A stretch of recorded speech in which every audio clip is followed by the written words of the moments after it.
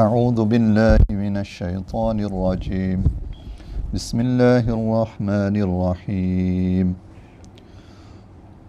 المال والبنون زينة الحياة الدنيا والباقيات الصالحات خير عند ربك ثوابا وخير أملا ويوم نسير الجبال وترى الأرض بارزة وحشرناهم فلم نغادر منهم أحدا وعرضوا على ربك صفا لقد جئتمونا كما خلقناكم أول مرة بل زعمتم أن لن نجعل لكم موعدا ووضع الكتاب فترى المجرمين مشفقين مما فيه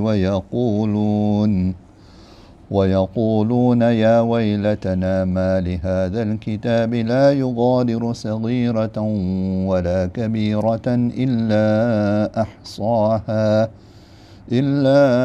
أحصاها ووجدوا ما عملوا حاضرا ولا يظلم ربك أحدا صدق الله العظيم.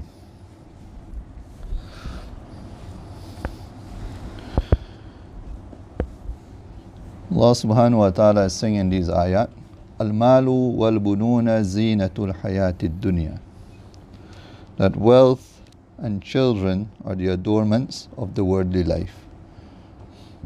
وَالْبَاقِيَاتُ الصَّالِحَاتُ خَيْرٌ عِنْدَ رَبِّكَ ثَوَابًا وَخَيْرٌ أَمَلًا. And the everlasting good deeds are better by Allah subhanahu wa ta'ala, are better by your Lord, Rabbika, in terms of reward, and they are also better in terms of hope and expectation, amala.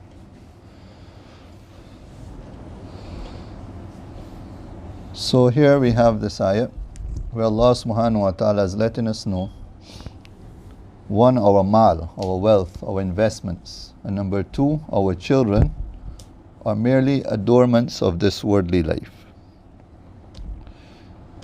These are usually two items which people have a lot of pride over.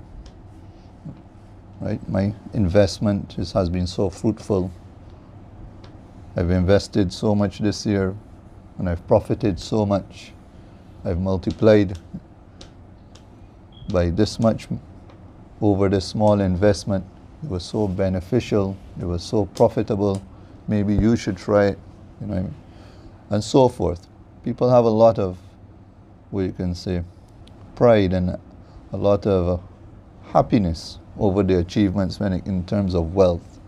And also in terms of their children, when their children progress and their children are doing well. You know, my such and such a son is a doctor, this one is an engineer, this one is an alim, and we're proud of our children's achievements. So Allah says your children and your wealth are merely adornments of this worldly life. These are things that make your worldly life fruitful, right? And like the same way clothes adorn us, we look better with it. You know, we feel better when our investments are fruitful, when our children are doing good. And then he explains to us, but the everlasting good actions, these are even better by Allah subhanahu wa ta'ala in terms of reward and also in terms of expectation and hope. Now what are Baqiyatus Salihat? Ibn Kathir rahimahullah has mentioned over probably 10 hadith here explaining Baqiyatus Salihat. Whoever wishes to read it, the book is here. But I'll just read the last riwayat, which encompasses quite a lot. Right? وقال علي بن أبي طالب عن ابن عباس رضي الله تعالى عنهما قوله والباقيات الصالحات قال هي ذكر الله قول لا إله إلا الله والله أكبر وسبحان الله والحمد لله وتبارك الله ولا حول ولا قوة إلا بالله وأستغفر الله وصلى الله على رسول الله والصيام والصلاة والحج والصدقة والإتق والجهاد والصلة وجميع الأعمال الحسنات وهن الباقيات الصالحات التي تبقى لأهلها في الجنة ما دامت السماوات والأرض. So this riwayat here mentions that what are the baqiyatu saliyat? They are the dhikr of Allah. Right? La ilaha illallah, Allahu Akbar, Subhanallah, Alhamdulillah, Tabarakallah, La hawla wa la quwwata illa billah, Astaghfirullah, Sallallahu ala Rasulillah. All of these are the dhikr of Allah subhanahu wa ta'ala. There are also what? As-siyam, fasting, salat, praying, hajj, doing the pilgrimage, sadaqah, giving charity, itq, meaning freeing slaves, jihad, fighting in the path of Allah, sila, right? Joining relations, and all other good actions, they all are in al-baqiyatu salihat. So the baqiyatu salihat mean all our good actions which are everlasting are better by Allah in terms of reward and in terms of expectation. In terms of reward, in this world we invest $1, we might get back double and we feel very happy. 2, 3. But Allah subhanahu wa ta'ala multiplies good actions with sincerity beyond accountability, right? We can't count. And also Allah subhanahu wa ta'ala khayrun amala. Our good actions, we can expect they're better in terms of expectation and hope. Meaning whatever good actions we do, we may expect a certain reward for it. But when we get by Allah subhanahu wa ta'ala, sometimes we will be given even way more than we expected. Now whilst we look at the world now, the rewards of our wealth, the rewards of our children, or the expectations we have from these things. Sometimes we make an investment, right? And we expect it to double or triple, but it goes belly up. We gain nothing from it, right? So this wealth can't even fulfill our worldly expectations. Furthermore, would it even fulfill any expectation in the hereafter, in the Rabbic? No, it can't, innit? Same thing with our children. Sometimes a person has high hopes in his children. He has a big business and he has hope that my son will carry it on. But then his son has other ideas. He doesn't want to deal with the same business the father was dealing with. He wants to go in a different line, or he wants to take on a different occupation. And the father remains disappointed. So that same child who could not fulfill your expectation here in this world, how is he going to fulfill your expectation in the hereafter, right? يَوْمَ يَفِرُّ الْمَرْءُ مِنْ أَخِيهِ وَأُمِّهِ وَأَبِيهِ وَصَاحِبَتِهِ وَبَنِيهِ. Right? On the day of judgment, they will run from their own children. So Allah is saying here that these are merely adornment of this world, but your good actions are basically what you should concentrate on, because those are better for you in terms of reward in the hereafter and also in terms of expectation. You will get probably more than you even expected for certain actions when you reach it by Allah subhanahu wa ta'ala. Then وَيَوْمَ نُسَيِّرُ الْجِبَالَ وَتَرَى الْأَرْضَ بَارِزَةً وَحَشَرْنَاهُمْ فَلَمْ نُغَادِرْ مِنْهُمْ أَحَدًا. And the day when the mountains will move, نُسَيِّرُ, we will move the mountains. وَتَرَى الْأَرْضَ, and you will see the earth بَارِزَةً, like a level plain. وَحَشَرْنَاهُمْ, and we will gather them. فَلَمْ نُغَادِرْ مِنْهُمْ أَحَدًا, and we will not leave anyone behind. Everyone will be gathered. From the time of Adam alayhi salam until the last person coming into this world, every single individual will be gathered on the plane of resurrection. And no one will be left behind, not a single person. So Allah subhanahu wa ta'ala here begins the description of the day of Qiyamah, which he basically hinted towards to in the above ayah, in the Rabbika, that a day will come when the mountains will move from their places. Nusayyir, we will make them move. Meaning, nadhab, right? They will move. Some ayats, Allah subhanahu wa ta'ala says, Tamarru marras sahab, right? They will move like how the clouds, you see the clouds moving, right? In some ayat, kal-ihnil manfush, they will become like cotton which is broken or shredded apart. So this is how the mountains will move on the Day of Judgment.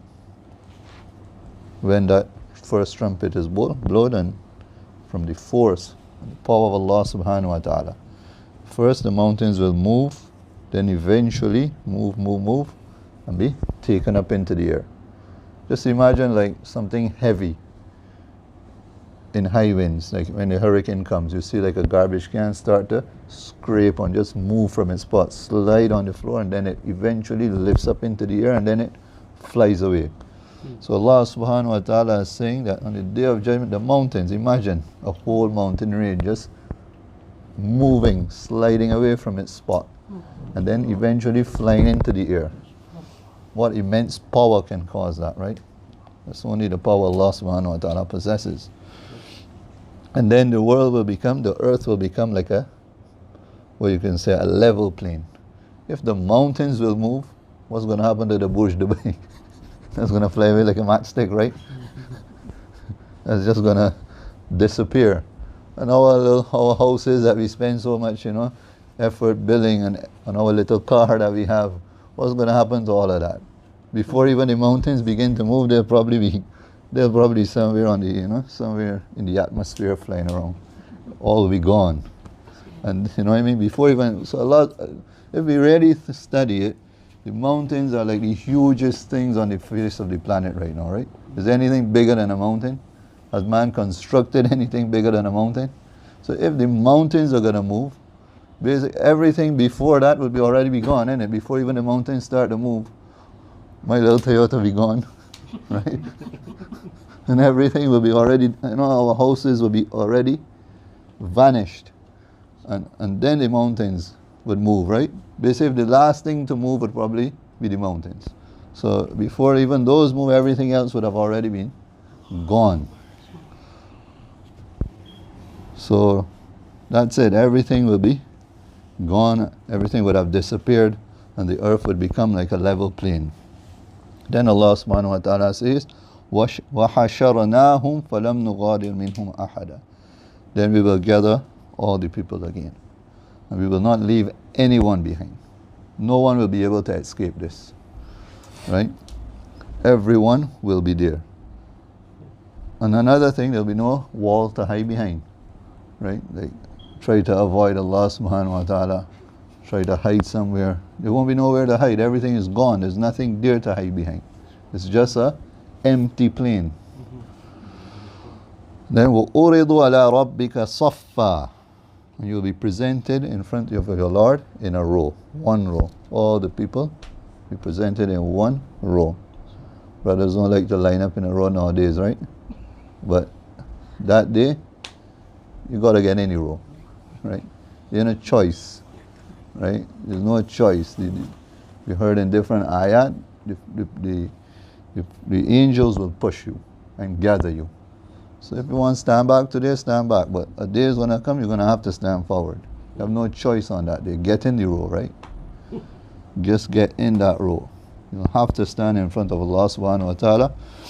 لَقَدْ جِئْتُمُونَا كَمَا خَلَقْنَاكُمْ أَوَّلَ مَرَّةٍ. Allah will say that you have come to us كَمَا خَلَقْنَاكُمْ أَوَّلَ مَرَّةٍ. As we have, the same way, in the same manner as we have created you the first time. People think that they acknowledge that we have been created, we came into this world the first time. Some may try to deny that it's Allah subhanahu wa ta'ala, but we acknowledge our own creation, don't we, right? That we are here, we've been created, we came here through whatever means, but we are here. We understand our own existence. So when Allah subhanahu wa ta'ala says, لَقَدْ جِئْتُمُونَا, you will come to us, or you will be brought to us in the same way we created you the first time. He's trying to, jog our brain cells here. Like, if I created you the first time, and you acknowledge this creation of yourself, why is it so hard to believe I'll create you a second time?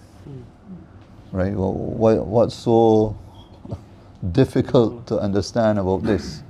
Right? Brother Anzara built this bench. We want another one built.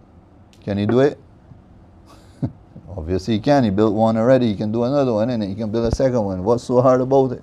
So Allah subhanahu wa ta'ala simplifies everything in the Quran. That we created you once already. Why can't we create you and bring you back to life and gather you on this plane of resurrection for a second time? Well, it's not beyond us. It's nothing hard for us to do. بَلْ زَعَمْتُمْ أَلَّن نَجْعَلَ لَكُمْ مَوْعِدًا.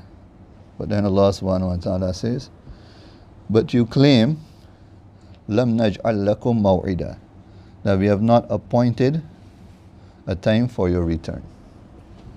Right? Most people, atheists, people who don't believe in Allah subhanahu wa ta'ala, even some people who believe in Allah subhanahu wa ta'ala don't believe in a day of reckoning. Right? But you think that we have not appointed a time that you will have to return to us. These are your thoughts. But it's clear that the proof is there. We've created you once and we can create you a second time. Then what will happen? وَوُضِعَ الْكِتَابُ فَتَرَى الْمُجْرِمِينَ مُشْفِقِينَ مِمَّا فِيهِ. And the books of records will be presented, will be placed in front. وَوُضِعَ, they will be placed. فَتَرَى الْمُجْرِمِينَ, and you will see the mujrimeen, the criminals, mushfiqeen, afraid, mimma fihi, of what are in those records, right? وَيَقُولُونَ, and they will say, Ya waylatana, woe unto us, O our destruction. Ma li hadal kitab, what kind of book is this? La yughadiru saghira, has not even left behind a small sin. Wala kabira, not even a major one. Illa ahsaha, but it has recorded it. Right? Everything will be recorded.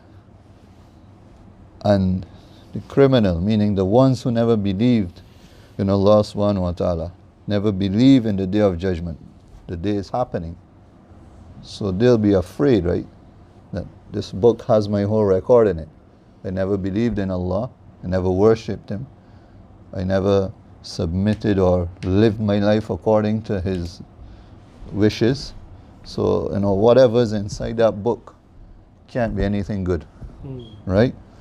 So immediately they will say, Ya waylatana, woe unto us. That can't describe their sorrow on that day, right? It's like your boss told you, next time I see you on the phone, you're fired. And then you saw him, you got caught. At that time, what you're going to think? That I'm dead meat, right? It's all done for me. So basically, that's Yahweh Latana. Woe unto me or woe unto us. This is my destruction now. Because the person already knows how they spent their life. And it's all recorded right there. The proof is there too. So they'll be like, this is it. It's finished. We're done.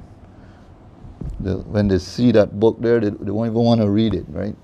They'll just be placed there, and they'll know already, mushfiqeen, they'll be afraid to even open it, because it's all bad news in there. There's nothing good in there for them.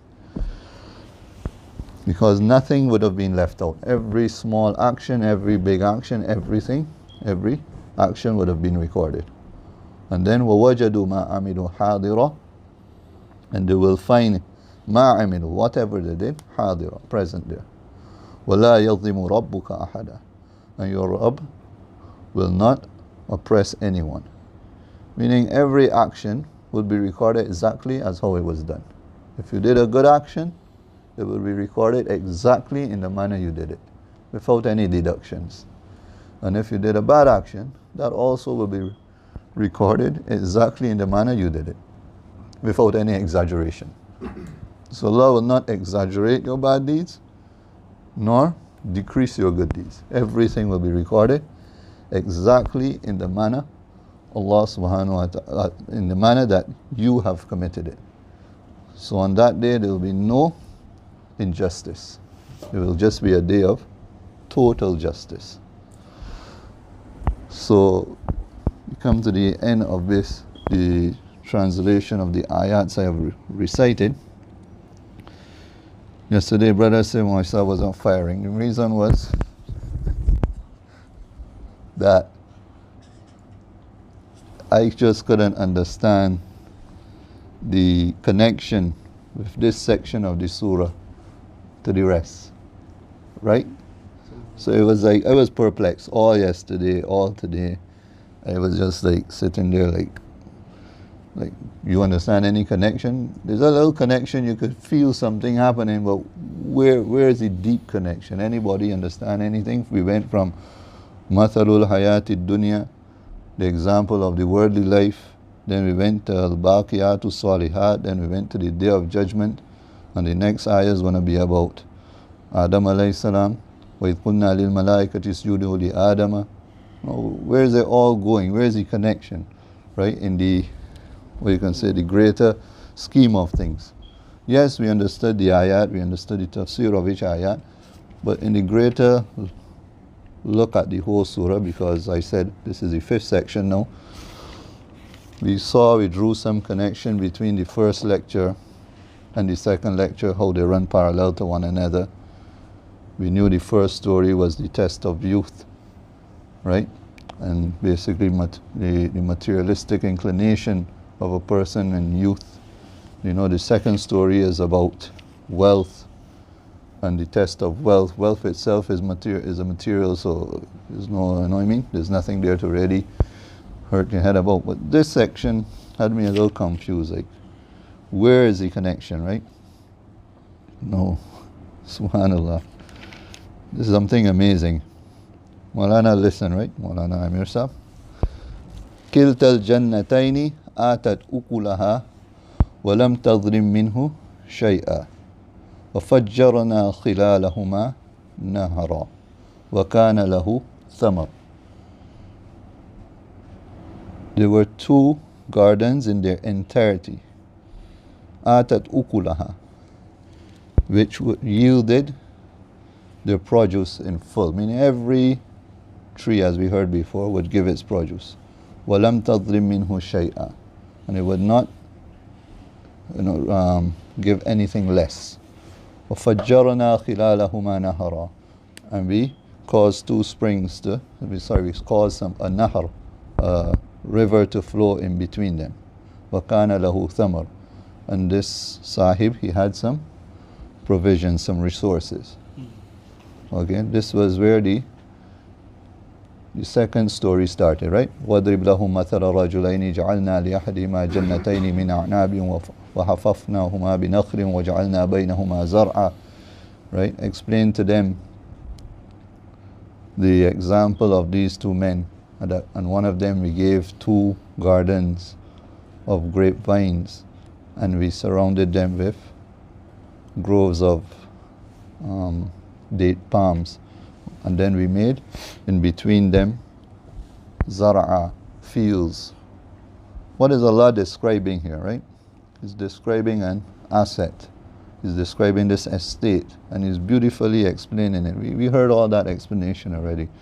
And there were 2 gardens that yielded, right? And they also had this river flowing in between, and he had other resources. Okay? Now look at this ayat here. The first ayah of the lecture section. So after the second story, we have this lecture here, right? So the second story is actually the 4th section, right? Or it was the 3rd. It was first, it was a lecture, there was a story, there was a lecture, there was a story, and now there's the lecture again. So the second story is actually the 4th section, and the lecture that we're in right now is actually the 5th section, right?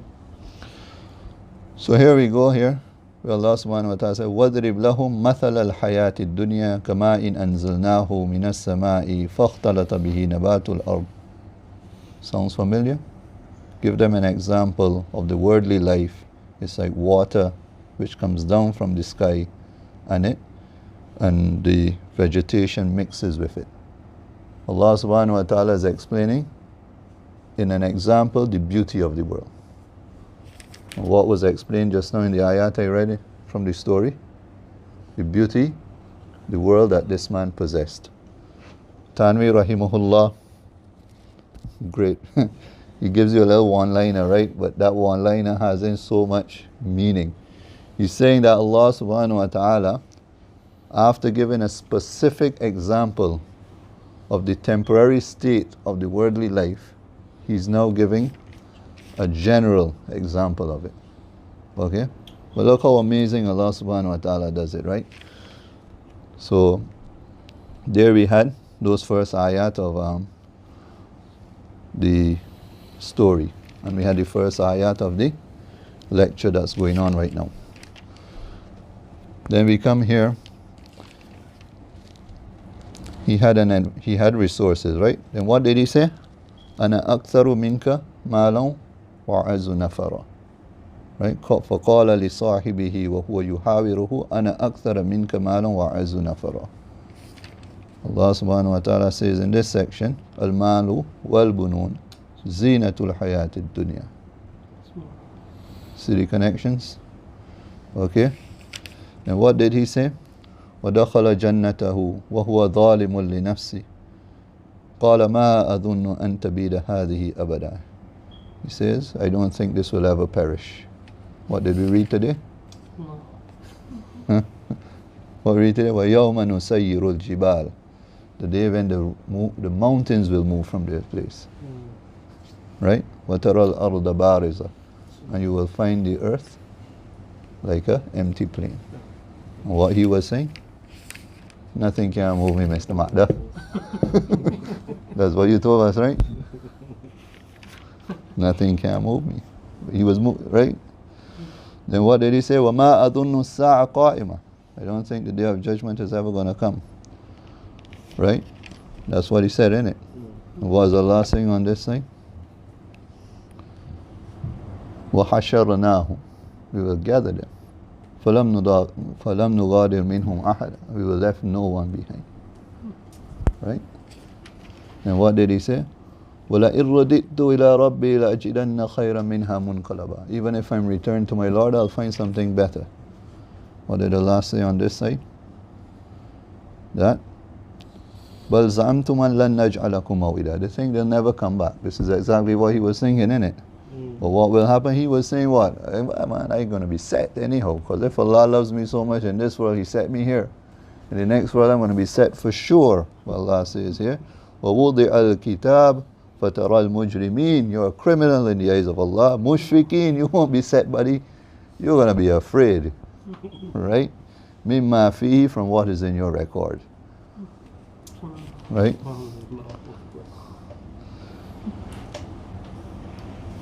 I taking too much of your time. Continue or close it? Continue. Mali Amir won't continue. But that's where my mutala finished, so I have to stop. Subhanallah bihamdi, subhanakallahumma bihamdi, ashhadu an la ilaha illa anta, astaghfiruka.